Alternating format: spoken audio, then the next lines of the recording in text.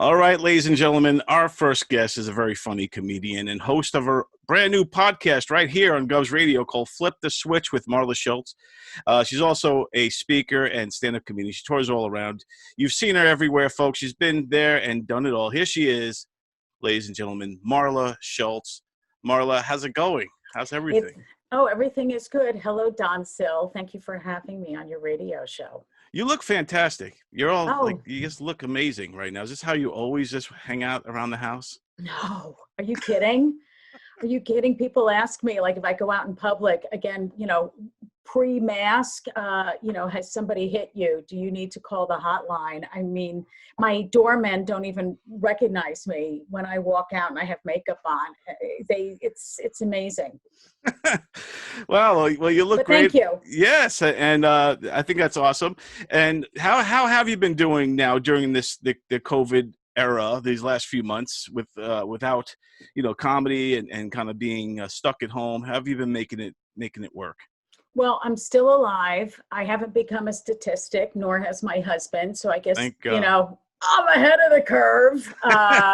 Haven't flattened the curve yet, but I'm ahead of the curve. It hasn't been easy. I came off of a really exhausting, my dad dying and then taking care of my mom and doing shows like in the year and a half, 70 flights. Just exhausted. And then my husband had to have a big surgery and I was tapped out. To be perfectly Wow. honest, my last show was March 13th and then everything shut down. And I definitely went into like a sugar high because I depleted Fresh Direct Celebration 4-pack cupcakes. Hey, listen, I went into a mini depression. How about you? 2020 has been a crazy year for all of us, but I'm sorry to hear you've been going through all of these really rough times. All these happened in 2020. So No, Mom in 2018, but everything else, like coming off of I also had a big surgery back in 2019, which knocked me on my ass, but 2020 it was father, husband, cupcake overload, mini depression, no shows, and here I am with lipstick on. wow, and you're overcoming it all, and and moving forward, and I think that's harder than people think sometimes. But what's the secret? Would you say just kind of dig deep and dig deep and just acknowledge? We all have. Listen, I'm a therapy head and I don't think I'm pro, and I think everybody would use it. I would benefit from it, starting it from the leader of the free world, but not to get political. I think, you just have to acknowledge everybody has dualities. Everybody has a dark side, particularly performers. I mean, think about all the top comics from Jim Carrey, Ben Stiller. They've all had a little, dance with, mental health challenges. So you just have to acknowledge it and be like, and, they always say awareness is the first step. You're just like, oh yeah, that's what that is. That fucking shadow bitch is hanging around raining on my parade. Do you ever worry that therapy could take away the funny part? Like, you know what I mean? Like I used to worry about that a long time ago. I still, obviously, we all battle depression, but I was like on meds. Oh, welcome to the club. Yeah. Welcome to the club. Yeah, I knew why I liked you.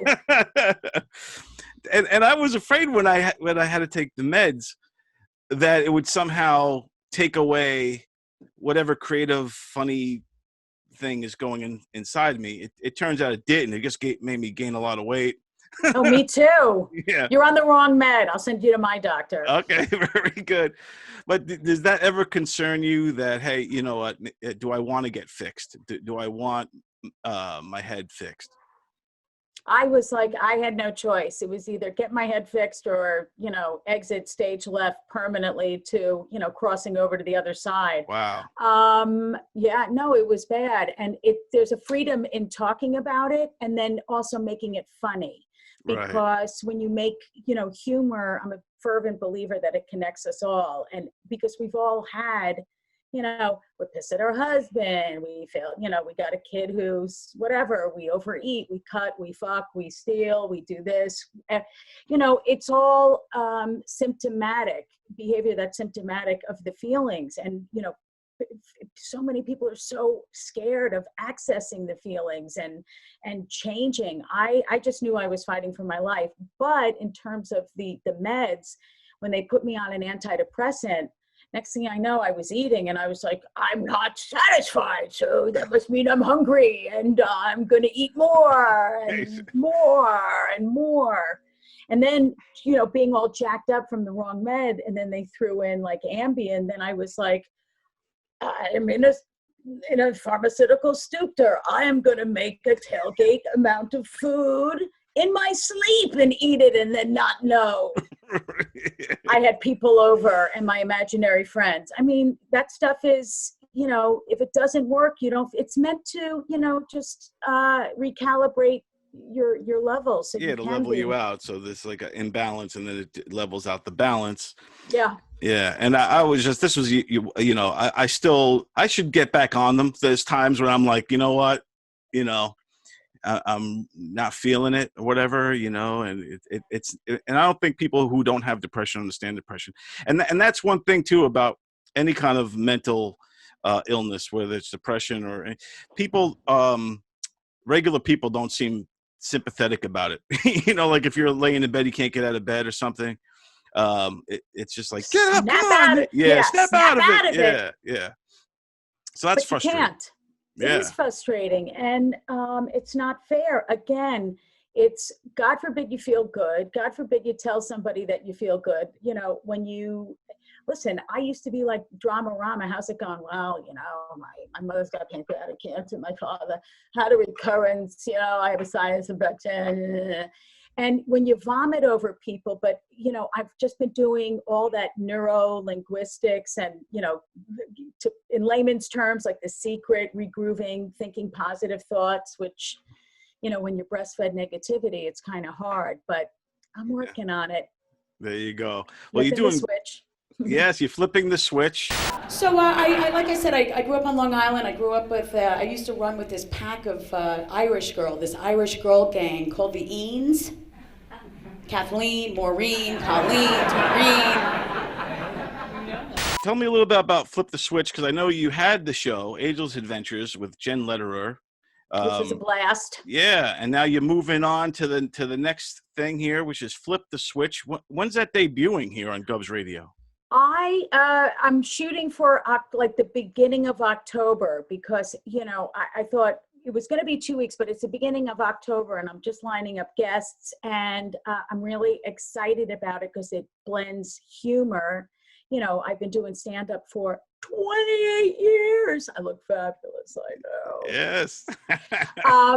But it's, I know so many great comedians who have had struggles and are willing to talk about it. And I just think particularly now because, the CDC, I think the statistic was there's a 40% uptick in people with depression and anxiety based on, the quarantine and isolation and just feeling like the whole world is going to blow up. So, so many people haven't done the tap dance like you and I have. So It's really about, humor as the through line, what it was like, what they did, and what their lives are like now. So it's giving people hope that they can, it's so important that how humor or a situation that goes, oh yeah, I remember that. And it flips a switch. Yes, There's indeed. Science to prove it. I agree totally. I think even people who might not suffer from depression but have been in bad moods. So like for people out there watching that have no idea what the plight of a depressed person is or what it feels like, or they've been in bad moods.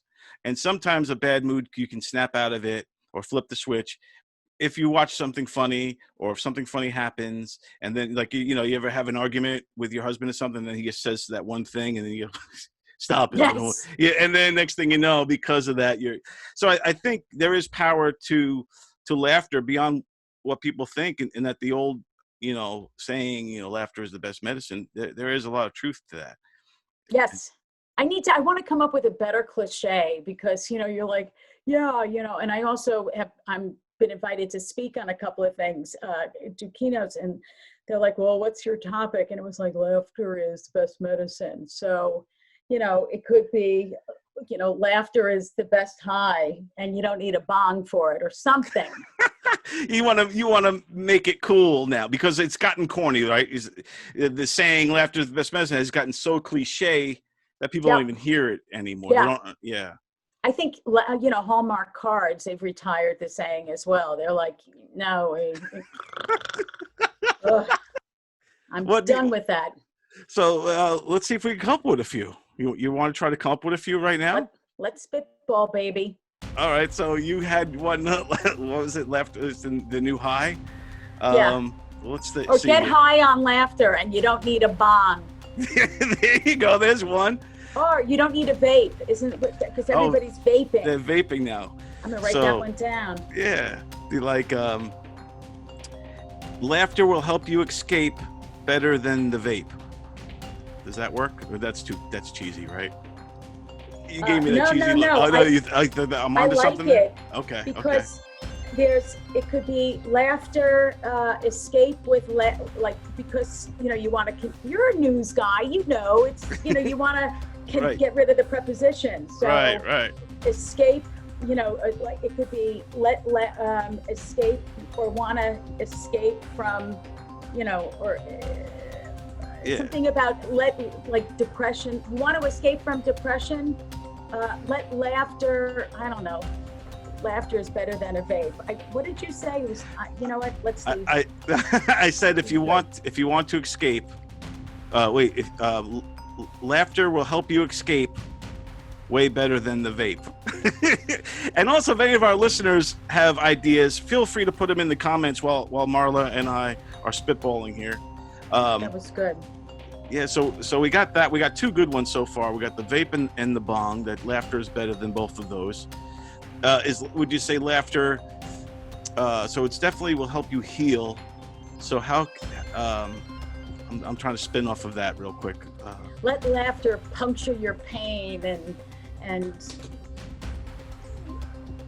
let depression drain. Hey, let depression drain and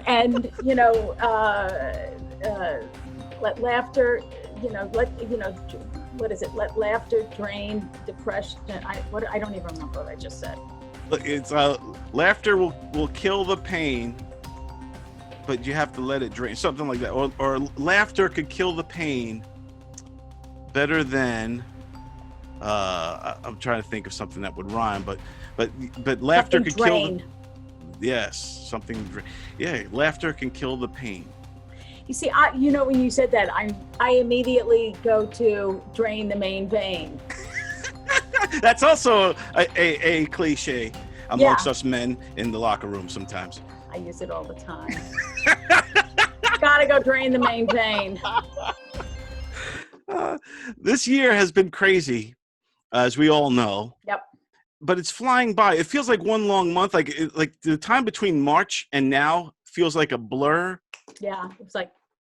Yeah, and so maybe it's a good thing the year is going by so fast, because there's so much craziness going on that we need to, we need to drain the main vein of this year somehow. Drain the main pain. Drain the main pain. There we go. There we go. Don, we really have to collaborate on a lot of things. Yes, this is awesome.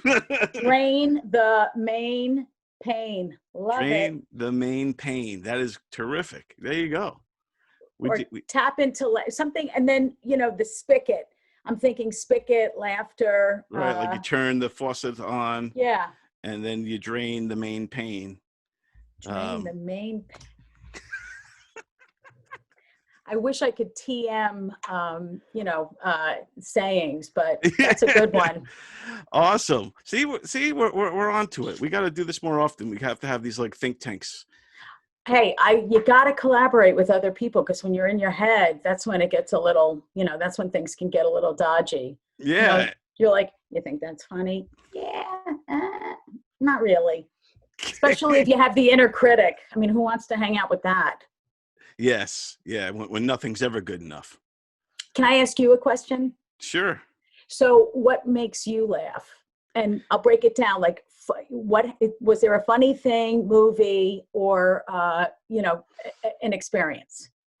Well, how about all three? I'm a huge George Carlin fan, and like Lenny Bruce. So that line, I like the truth-telling humor. I like when you kind of go deep. Like Carlin never got deep on himself. He was almost like a really edgy Seinfeld. You know what I mean? But I do like Bill Hicks and that whole line, like guys like Doug Stanhope and that kind of edgier stuff. But I like all comedy. So like even 1-2 punch, old school comics, set up, punch, tag type things. I love all of that. Take my wife, please. I had my wife down to Atlantic City. She gambled all night. 6 in the morning, I said, let's go to bed. She said, I don't like the odds. But like, I'm trying to think now, like movies and things, because I have such a wide spectrum when it comes to comedy. Too. So I like movies like Airplane. Can you fly this plane and land it? Surely you can't be serious. I am serious. And don't call me Shirley. From the 80s, movies that we grew up on. I like Fast Times at Ridgemont High. That's a good one. Movies like that. Don't bite. Slide it in.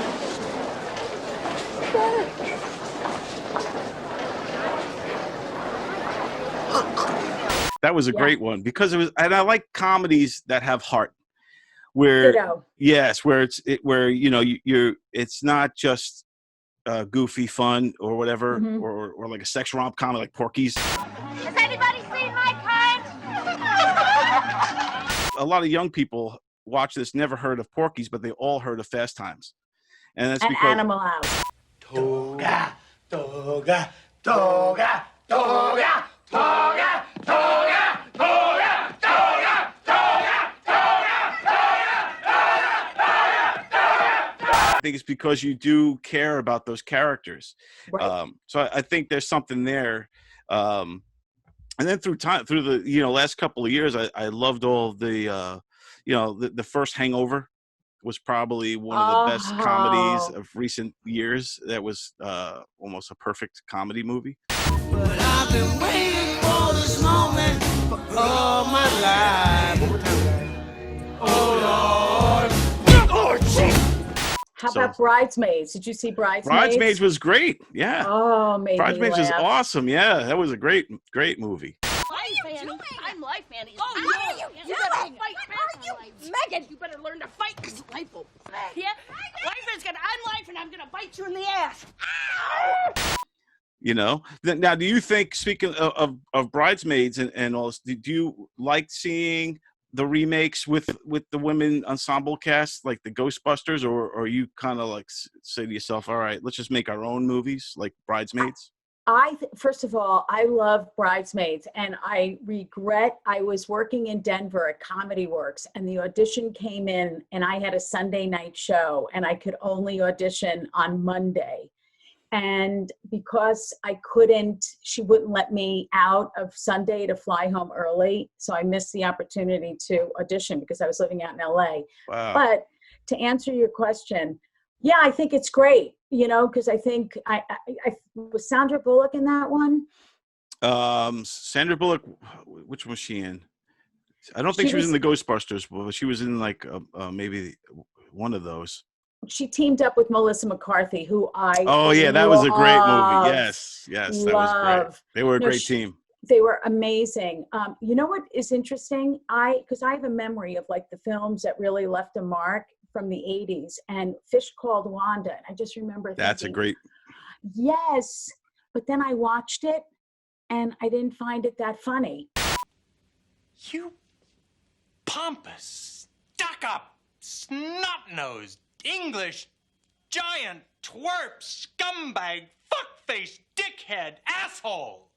How very interesting. You're a true vulgarian, aren't you? Some things don't stand the test of time, where to the point where I just want to keep things in my memory sometimes. Right. Like old TV, like I grew up with the Bionic Man, the $6 Million Man. Steve Austin. I was president of the Long Island chapter. No of way, his really? Fan club. That's awesome. I love him. met him too. I ran up to him. I was at the Peninsula Hotel in LA, and there he was. And first of all, Lee I Majors. had a massive crush on him. And I said to him, I was like, "Hi, oh my God, I'm Marla. I'm so happy to meet you. I was president of the Long Island chapter of the C Majors." And he was like, "Nice to meet you." And he was like, with this, like, I guess, I don't know if it was wife or whatever, but they were like, like, move along. Wow. And I was so excited. That's awesome, though, because if I would have known that fan club existed, I would have been a part of it, because I loved Steve Austin, Lee Majors. I was a huge fan, but I watched the show like within the last year or so. It was on TV. I was like, oh, so I sat down and put it on, excited. It was not. Really? It wasn't good.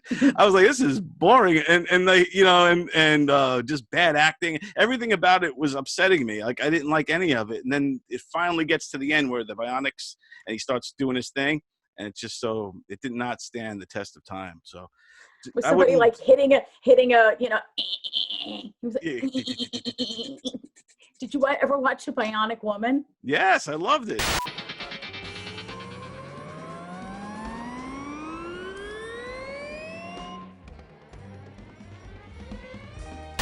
Lindsay, what was her name? Lindsay Wagner. Yeah, Lindsay Wagner. Yeah, I love that. I used to have the action dolls. We don't call them dolls. We call and I had both them, and I used to play with them all the time when I was a kid. I loved those things. I still have them. They're in a box. That's amazing. Those are collector's items. And the rocket that you put them in. Yeah, I had all that stuff. I loved that's great. See that? We have a lot in common, Marla. Yes, we do. And plus, we're both Long Islanders, which is, the ultimate, Yes, thing indeed. in common. Where'd you grow up on the island? I grew up in Huntington. Oh. Huntington Village, Huntington Bay. I went from the village side to the bay side. And I loved it. And the thing is, I was very well known because my parents would take off. This is before cell phones and internet. They were like, "Bye, you have a problem." My dad called the dock master, because they had a sailboat, and they just took off.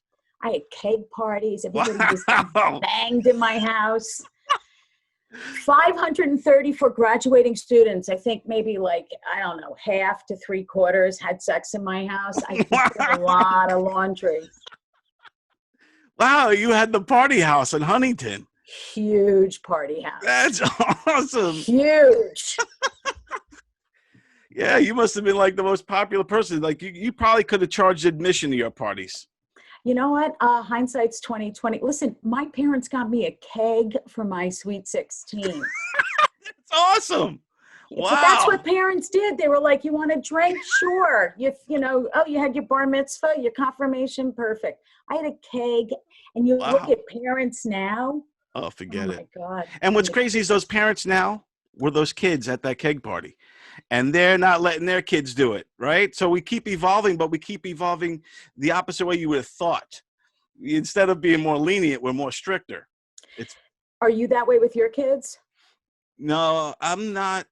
I would like to think I'm riding it in the middle, but that's good. Yeah, I'm. It can't help it. It's not the end thing to say that I'm trying to be like the cool dad, but you try to be the cool dad, but you also want to be the disciplined dad too. Right. So it's a fine line because you need them to take you seriously.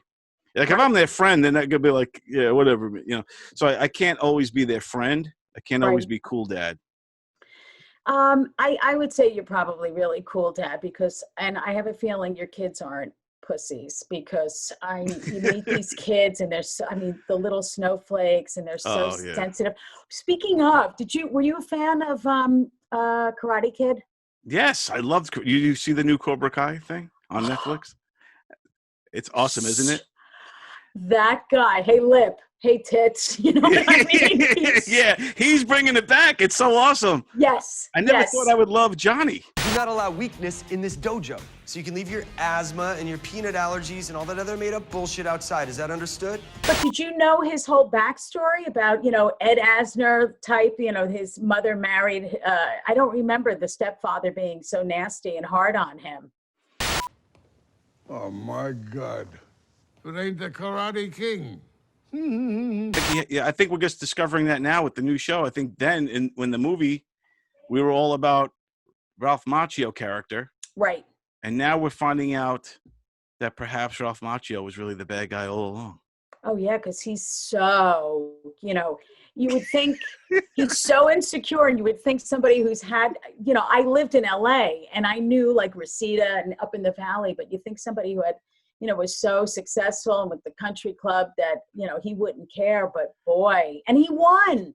So what's sticking it, like, what's sticking in his craw, whatever that yeah, I know. He had this thing his whole life, apparently. Even his car dealership commercials, he's got to do the karate thing on that. I mean, he was totally full of it. It's but have you watched the both seasons yet? No, I just watched the 5th episode. I'm staying up at night. It's like 1 o'clock, and then I wake. I'm like, why? It's so good. But when he first met Mickey, and he was like, listen, he goes, listen, Menudo. I was like, Menudo!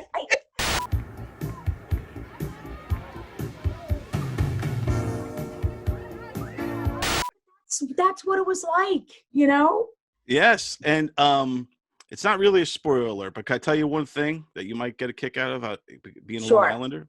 All right. There's a scene, I think it's in the first season. See, they both ran on YouTube Red like a couple years ago. So I've seen this season. I mean, this show. Yeah, season 1 and 2 ran on YouTube Red about 2 years ago. So now they finally sold them because YouTube Red folded. So now they sold them to Netflix. So now Netflix is going to continue it on and do the 3rd season. So I saw these. Oh my God! Yeah, they're great. They're amazing, and I love the nostalgia. I loved all the callbacks to the first movie. It's perfect. I love Johnny's character, but there's one cool thing that's not a spoiler. It doesn't affect the story at all.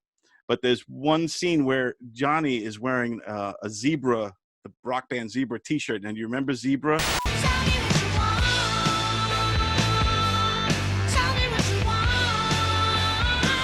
Yes. Well, yeah, a Long Island metal band. They had the hit song, "Tell Me What You Want." Yes. So I was like, because Zebra is such a band that nobody remembers. So I was just like, yeah, this is awesome. So we used to listen. I will.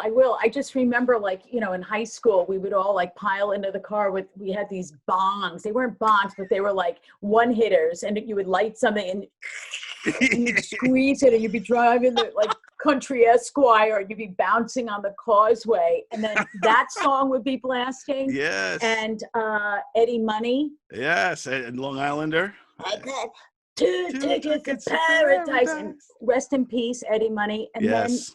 Then there was a couple of other Long Island bands. There were the Good Rats were around. Twisted Sister.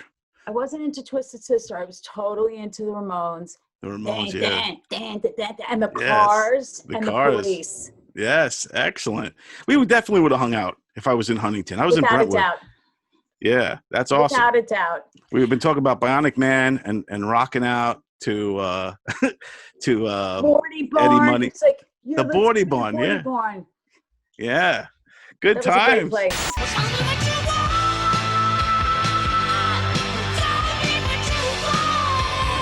The political climate these days. Is it fodder for material for you? Do you ever do political stuff? Because you've been around for a while, and I don't recall you ever doing political stuff. You nope. kind of. I'm a frequent guest on John Fugelsang's show on Sirius. Tell Me Everything. I'm so feminist. I leave the seat down in the men's room. I'm very feminist. Believe me, if I was any more sensitive, I'd be a clit. I'm very feminist, trust me. And he's uber liberal. Yeah, he's super duper. I follow him on Twitter. Duper. Yeah. And I'm not. I always said I'm a middle of the road Democrat. But because, as a Jewish person, I don't think that the progressives, there's a ton of anti-Semitism in the party, and it really pisses me off. And, with bail reform and no bail reform, I'm just like, first of all, I think de Blasio is a big piece of shit. Yeah, So that's one thing I think both sides all agree on. yeah. I think what he's done to the city, and it's filthy. And you get, a friend of mine lives down in the 30s, and she goes, it looks like, an apocalyptic heroin smoke den. There's like needles and people strewn all over the place. So it's crazy. But the political climate, it's when you have our president who's been on tape and talking about how he doesn't have to shake disgusting people's hands, and he doesn't care. He lied to us. He knew it was bad, and he still refuses. And one of his close cronies, Herman Cain, went to the Tulsa and died of COVID like a week later. There's super spikes. And the country, except for the blue states, New York, New Jersey, Connecticut, all of us that are adhering to mask wearing, we're keeping it under control. And for people to say it's, and even the president, he could have been an amazing leader. He would have had this hook, line, and sinker. But, the economy isn't doing well. People aren't going, kids are in school, and people are dying.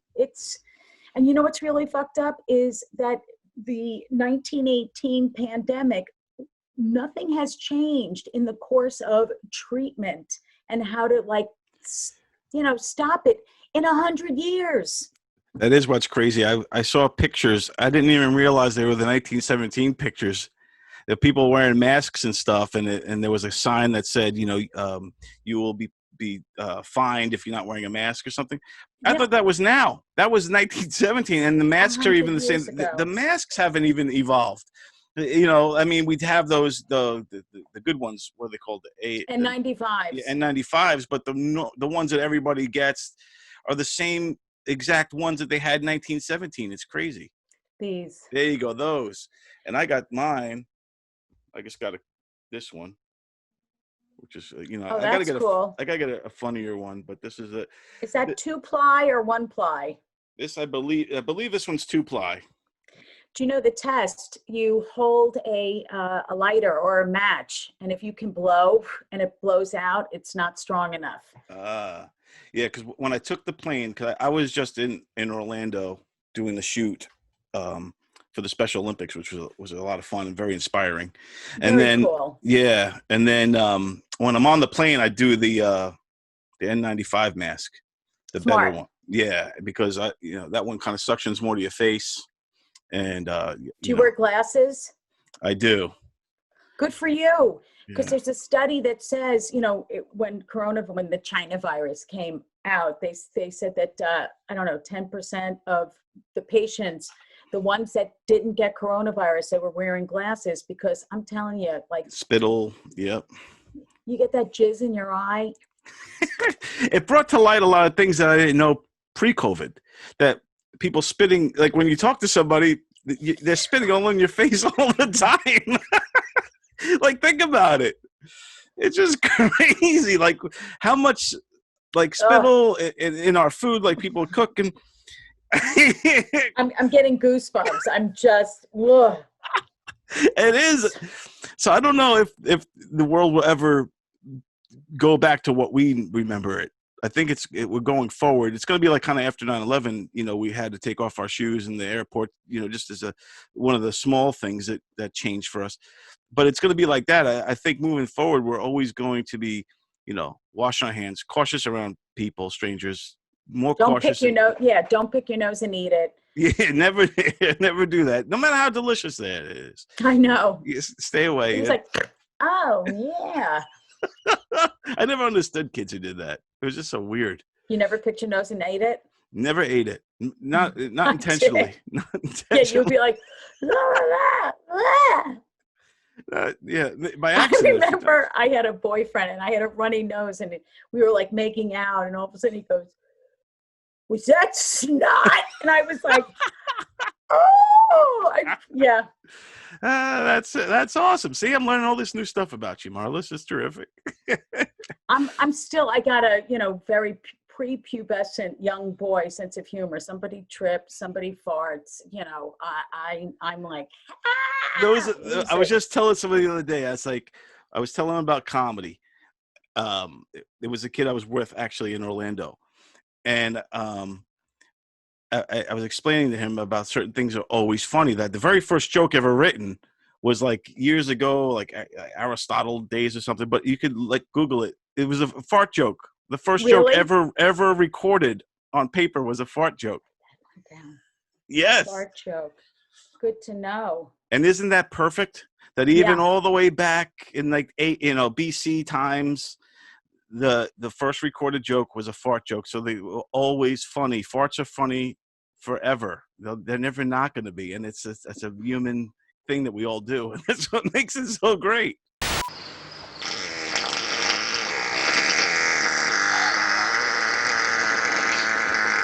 Have you performed behind plexiglass in front of audiences with masks on? I have not, but Governors was doing that for the few months that we were back open, and the plexiglass was up. They were performing there. It was great. They had, pretty big acts come through. David Tell came through there, Dice, and then all of our great local comics were having shows there. And then it got shut down again. And it's a shame because they did so much. Governors had done so much. The best club in the world. Yes, I agree totally. They're awesome. But incredible. Yeah, I performed in front of plexiglass and I was like, oh my God, I feel like a whore in Amsterdam. It was like $5, make you holler with laughter. And it was just like you're in the window. Yeah. Yeah. Want to laugh. Hey, come on. And then you're performing with people with masks on. Look at this. I mean, can't even see them laughing or anything. Yeah, you're like, especially if women have Botox. Ain't nothing. That's hilarious. Yeah, we got to figure this out. We have to get the comedy clubs back, figure out a safe way to do it. I think the outdoor shows were good, but the plexiglass is working. And but you need to feel the energy too from the fans, from the people, the audience, But that you do.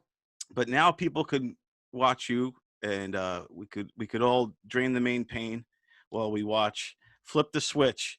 Do you have a night and everything already set up? Yes, it's going to be Tuesdays, so it's going to be like a comedy. It's going to be the show will be on Tuesdays. I think around either I think it was 5 o'clock Eastern, 1 or 2, what is that, 2 o'clock Pacific, or 4. It's going to be in that range because I want to hit both East and West Coast. Nice. Excellent. For my fans. Yes. Marla Schultz, you're awesome. This was a great conversation. I feel like we can just keep going and going. Yes. But we'll definitely have to have you back on. And if I'm, Oh yeah, you could. I would love to have you on. Yeah, I think I fit the bill. I think I fit kind of what you're looking for. And I got a great psycho farm for you. All right, cool. I could do that. That'd be fantastic. You're awesome. So everybody catch. You have marlaschultz.com, right? Yep. And people could also follow you on Instagram and Twitter and all that good stuff. Yeah, I need to get more active on Twitter. The content that you have to create, it just feels so self-promotional, especially taking pictures of yourself. That's why I'm always like, I have a new video that I'm coming out with, like, get creative with masks, and I'm in a shower with a scuba mask on because I can't help but be stupid. And that's awesome. Yeah, kind of silly. Excellent. Well, Marla, you're awesome. And everybody check out Marla Schultz, and check out on Tuesday nights starting in October, Flip the Switch with Marla Schultz. Thank you, Don. Stay safe and healthy, and everybody, mask up, bitches. Yes, mask up, everybody. Where's mine? Yes, indeed. All right. It's important. And we could do all the shows like this in the future, too. Yeah. Yeah. So look, especially I haven't had Botox in a while because but it would be like, yeah, Don, that's really funny. Take care, Marla. You're awesome. Peace. Adios, amigo. Hey, you. Yeah, you. You have to subscribe to Don Sill's show, Put Up, Shut Up, and Stand Up on GOVS Radio. It's the show with his buddy Benny. They're good buddies. They're on TV. I don't know what I'm saying.